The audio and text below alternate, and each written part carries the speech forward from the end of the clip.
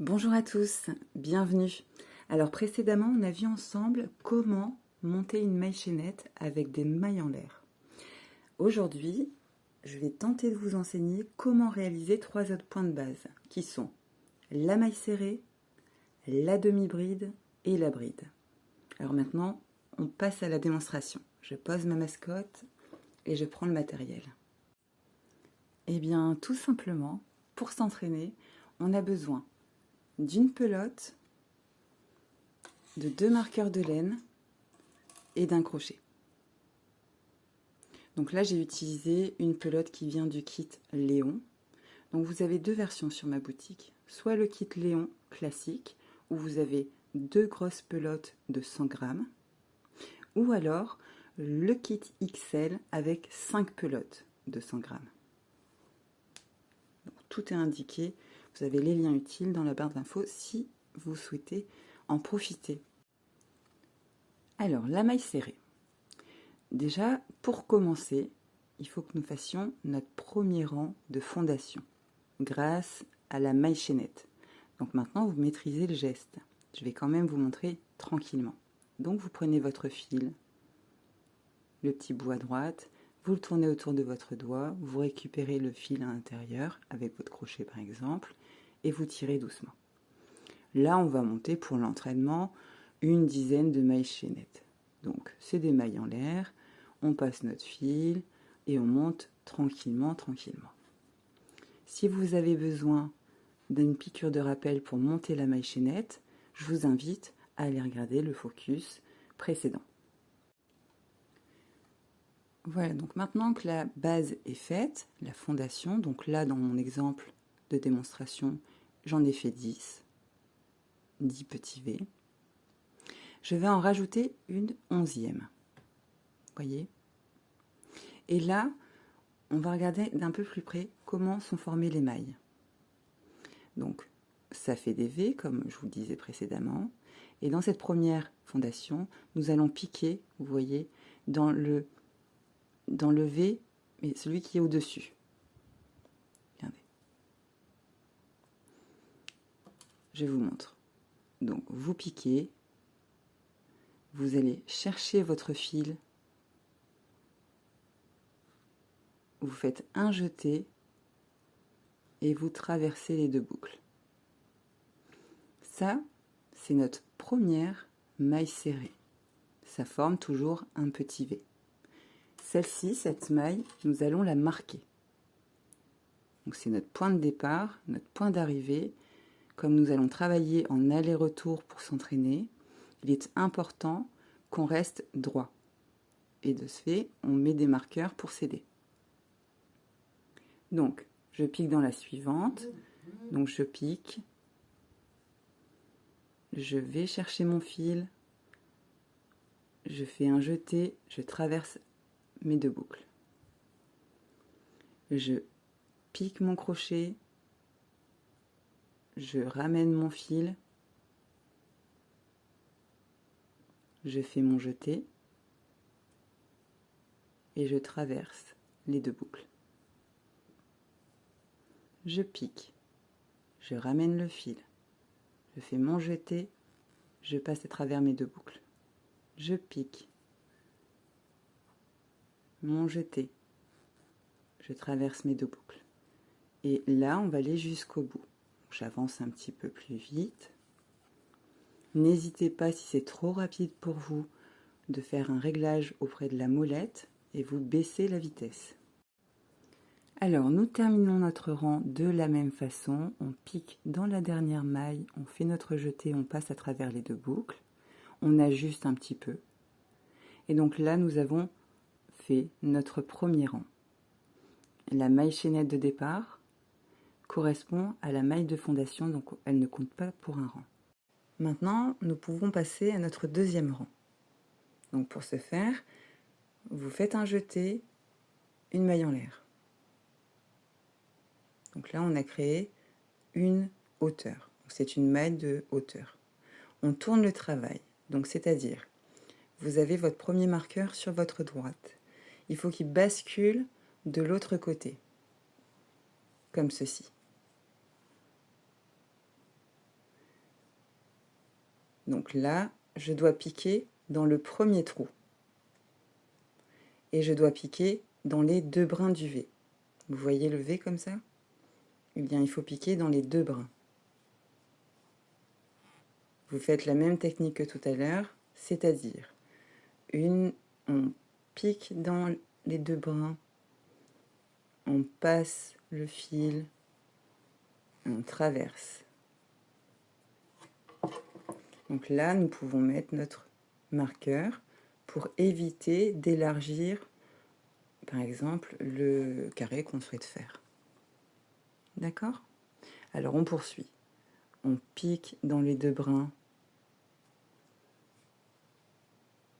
on attrape le fil, on fait notre jeté et on traverse. Encore. On pique, on va chercher notre fil, on fait notre jeté et on traverse. On finit le rang. Je m'avance un petit peu. Donc là, j'arrive bientôt à mon marqueur, regardez. Voilà, il est juste ici. Donc là, je vais l'enlever. Et je vais faire une petite pause, 30 secondes, pour vous montrer le V. Parce que la dernière maille, elle a tendance à être un peu écrasée. Donc surtout, nous, on veut passer à travers, vous voyez, dans les 2 brins. Donc c'est bien là qu'il faut qu'on pique. Je reprends mon crochet. Donc vous voyez, on pique à travers les 2 brins. Même technique, on va chercher notre fil, etc. Pour le 3e rang, même principe. On fait notre maille en l'air, on tourne notre travail, donc le marqueur de droite se retrouve à gauche, vous voyez,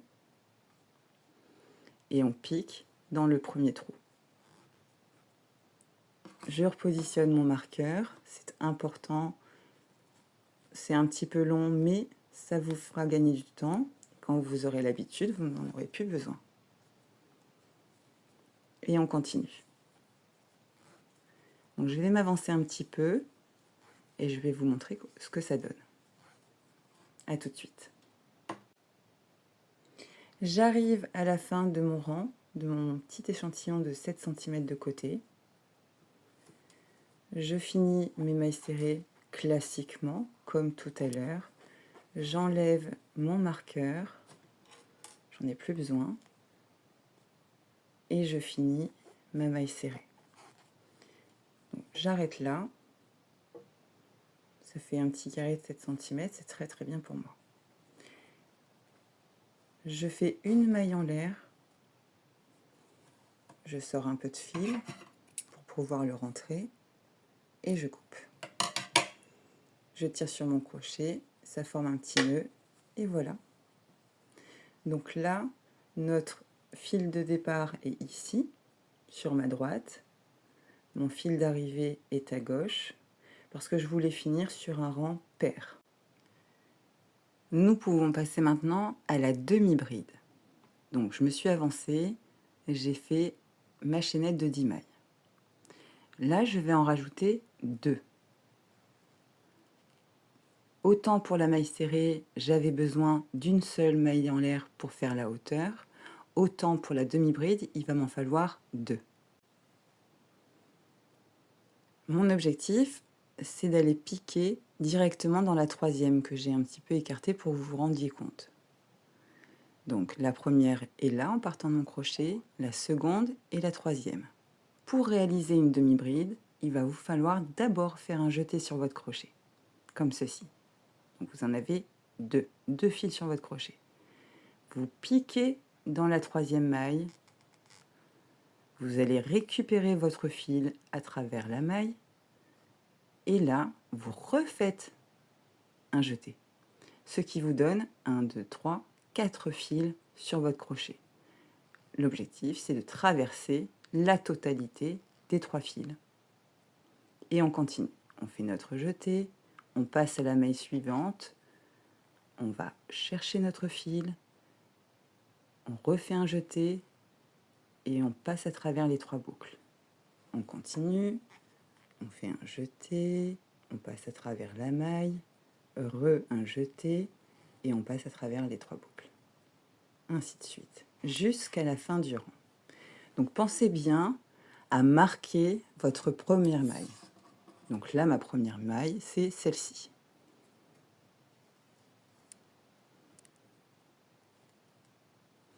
Et on poursuit jusqu'à la fin du rang. Donc je m'avance un petit peu.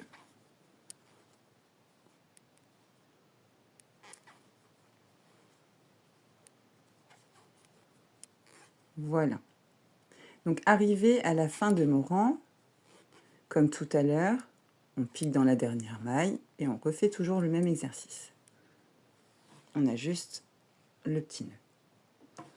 Pour monter, souvenez-vous, pour prendre de la hauteur, la demi-bride, c'est l'équivalent de 2 mailles en l'air. Donc nous allons réaliser 2 mailles en l'air. Puis, nous tournons notre travail. Notre marqueur de droite va basculer à gauche. Je refais mon jeté pour démarrer ma demi-bride dans le premier trou. Même principe. On refait le jeté, on passe à travers les 3 boucles et on poursuit. On pense bien à mettre notre marqueur dans la première maille pour éviter d'ajouter ou d'enlever des mailles au fur et à mesure de nos rangs. Voilà. Donc je vais m'avancer un petit peu. Je vous retrouve quand j'ai fait environ un carré de 7-8 cm. À tout de suite. J'arrive à la fin de mon rang d'échantillon pour obtenir un carré d'environ 7 cm. Donc je fais bien mon jeté, je pique bien dans les deux boucles de mon V, hein, dans le trou, vous voyez. Et on poursuit. Donc là, il m'en reste une là.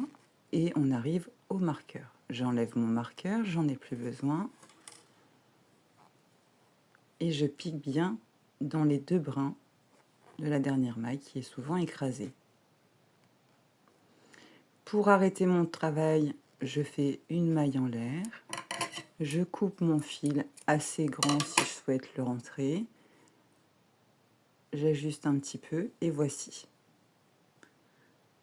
4, 6, 16. Il m'a fallu 7 rangs pour obtenir un carré de la même taille que mes mailles serrées. Mailles serrées 10 rangs, demi-bride, on est sur 7. 2, 4, 6, 7, oui. Regardez mon fil de départ et d'arrivée est sur la gauche. Donc on s'est bien arrêté là pour le coup sur un rang impair. Enfin, nous allons travailler sur les brides. Donc je me suis avancée, j'ai monté ma petite chaînette de 10 mailles, comme ceci.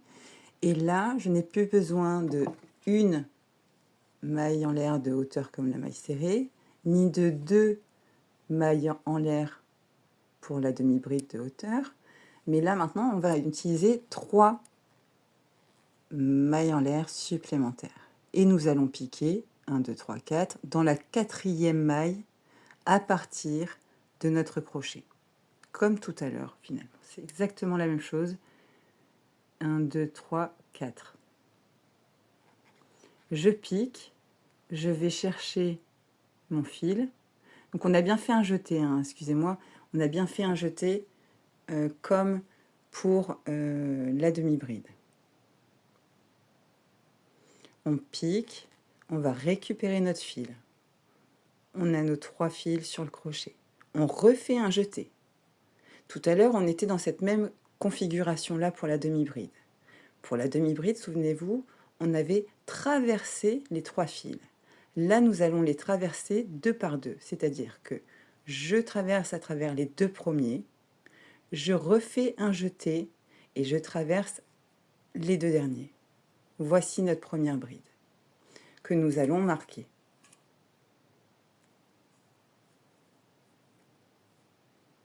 Voilà. On continue. La deuxième, on refait notre jeté. On traverse les 2 premières. On traverse les 2 suivantes. On fait notre jeté, on pique notre maille. On récupère notre fil. Jeté 2 premières, jeté 2 dernières. On pique avec notre jeté les 2 premières et les 2 dernières. Et ainsi de suite, tranquillement. Voilà. Si vraiment je vais trop vite, n'hésitez pas à moduler la vitesse dans les réglages. Donc je m'avance jusqu'à la fin de mon rang.